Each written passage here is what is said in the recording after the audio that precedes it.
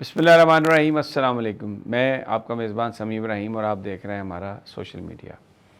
اہم ملاقات ہوئی ہے علی امین گنڈا پور کی عمران خان صاحب کے ساتھ اڈیالہ جیل میں، اور اس کے بعد سلمان اکرم راجہ صاحب کی بھی ملاقات ہوئی ہے، اور سماعت بڑی دیر تک توشہ خانہ 2 کی ابھی جاری۔ علی امین گنڈا پور کی ملاقات کیونکہ صبح ہوئی تو اس سے جو توشہ خانہ 2 کی سماعت ہے وہ بھی متاثر ہوئی اور تاخیر سے۔ بڑا ویری سرپرائزنگلی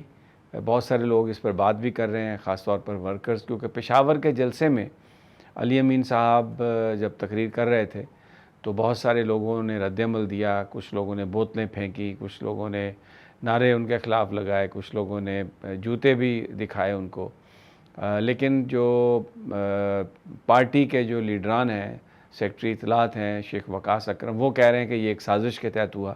یہ کوئی عام ورکرز کا رد عمل نہیں تھا۔ اگر ورکرز پارٹی قیادت سے ناراض تھے تو پھر وہاں پہ بیرسٹر گوہر بھی موجود تھے، سلمان اکرم راجہ بھی تھے، اور بھی بہت سارے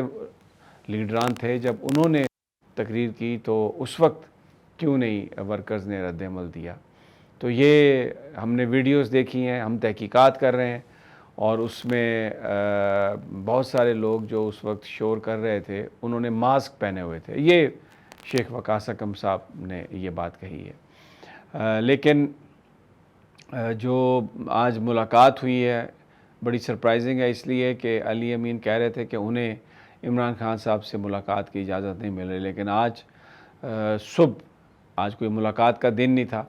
اور اس سے پہلے کئی دفعہ کورٹس آرڈر کے باوجود ان کو ملاقات کی اجازت نہیں ملی پی ٹی آئی کے لوگوں کی۔ آج دروازے جیل کے کھول دیے گئے علی امین کے لیے، اور تقریباً 2.5 گھنٹے طویل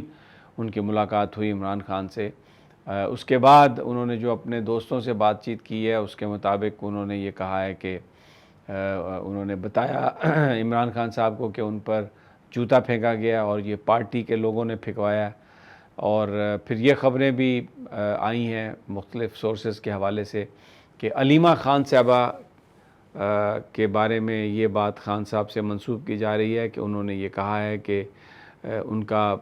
جو پارٹی پالیٹکس میں ان کا کوئی عمل دخل نہیں ہے، اور جو پارٹی کی تنظیم ہے وہ یہ سب کچھ کرے گی، جو بھی معاملات ہیں ان کو دیکھے گی۔ اب آج پولیٹیکل کمیٹی کا اجلاس ہے،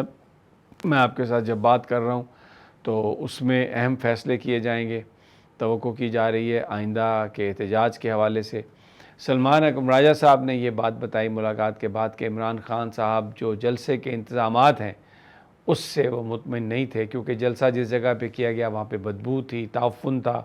اور بہت سارے لوگوں نے اس پر اعتراض کیا۔ لیکن سرپرائزنگلی جلسے میں جو پنجاب کے لوگ تھے ان کی پارٹیسپیشن بہت زیادہ تھی، اور کے پی کے لوگ نہیں آئے۔ وہ اس لیے کچھ لوگ کہہ رہے ہیں کہ عمران خان لوگ پارٹی قیادت سے نالاں ہیں،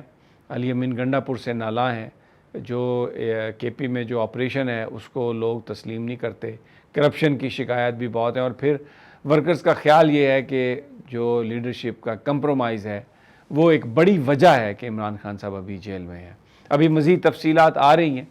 کہ کیا ہوا، آج پھر پولیٹیکل کمیٹی کا بھی اجلاس ہوگا، جو بھی ہمارے سامنے آئے گا چیز وہ آپ کو ہم اس سے آگاہ کریں گے۔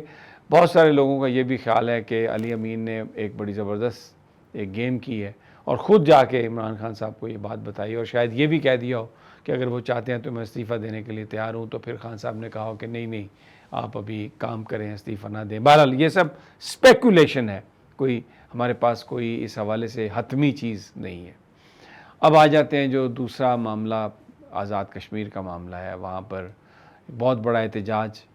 آج سارا کشمیر بند ہے، کئی جگہوں پر دنگے فساد کی بھی اطلاعات ہیں، اور یہ الزام لگایا گیا ہے کہ جو مسلم کانفرنس ہے وہ مینجمنٹ حکومت کے ساتھ مل کر جو ایکشن کمیٹی ہے ان کے لوگوں پر انہوں نے فائرنگ کی ہے، 11 افراد زخمی ہوئے ہیں۔ جو مین سٹریم میڈیا ہے وہ احتجاج کو اس نے بالکل اگنور کر دیا، اور ہر راولہ کوٹ ہو، مظفر آباد ہو، پلندری ہو، دھیر کوٹ ہو، میرپور ہو، کوئی کسی جگہ کا آپ نام لیں، باغ ہو، ہزاروں کی تعداد میں لوگ سڑکوں پہ نکلے، سڑکیں بلاک کر دی گئیں، اور اتنا کامیاب مظاہرہ، اس میں کئی جگہ ایف سی کے لوگوں کو بھی پکڑا کشمیریوں نے وہاں پر، پنجاب پولیس کے لوگوں کو بھی جو شیلنگ کر رہے تھے یا جو مار پیٹ کے موڈ میں تھے ان کو پکڑا انہوں نے، اور ایکشن کمیٹی نے یہ اعلان کر دیا کہ اب وہ اگلا لاہ عمل بھی دے رہے ہیں۔ پورے آزاد کشمیر میں انٹرنیٹ بند ہے، ٹیلی فون سروس بند ہے، داخلے جو ہیں انٹری پوائنٹس جو ہیں وہ بند ہیں، اور جو ان کا مطالبے ہیں وہ سارے بڑے جائز مطالبے لگتے ہیں بظاہر، لیکن ایک جو بڑی ڈیمانڈ ہے ان کی جس پر وہ کسی طرح کا بھی کمپرومائز کرنے کے لیے تیار نہیں ہے اور جس پہ ڈیڈ لاک ہے، وہ 12 نشستوں کا معاملہ، جو میں نے پچھلے ویلاگ میں بھی آپ کو بتایا کہ اگر 12 نشستیں جو پاکستانی علاقے میں کشمیری لوگ بستے ہیں وہ الیکٹ کرتے ہیں تو بڑا ایک ان کے حوالے سے ایک پرسیپشن یہ ہے کہ وہ جو حکمران جو جماعت ہے وہ یا اسٹیبلشمنٹ جو بھی جس کو بھی آپ سمجھ لیں وہ ان کو منتخب کرواتے ہیں، اور پھر اس کے بعد ان 12 نشستوں کی مدد سے جو آزاد کشمیر کی گورنمنٹ ہے اس میں اس کی میکنگ میں یہ بڑا رول پلے کرتے ہیں۔ تو کشمیری یہ سمجھتے ہیں کہ ان 12 نشستوں کی وجہ سے جو ان کی لیجسلیٹو اسمبلی ہے، جو ان کا وزیر اعظم ہے، وہ صحیح معنوں میں وہ بندہ نہیں ہوتا جس کو لوگوں نے الیکٹ کیا ہو، بلکہ وہ ایک طرح سے سلیکٹڈ آدمی ہوتا ہے جس کو چوز کر لیا گیا ہو۔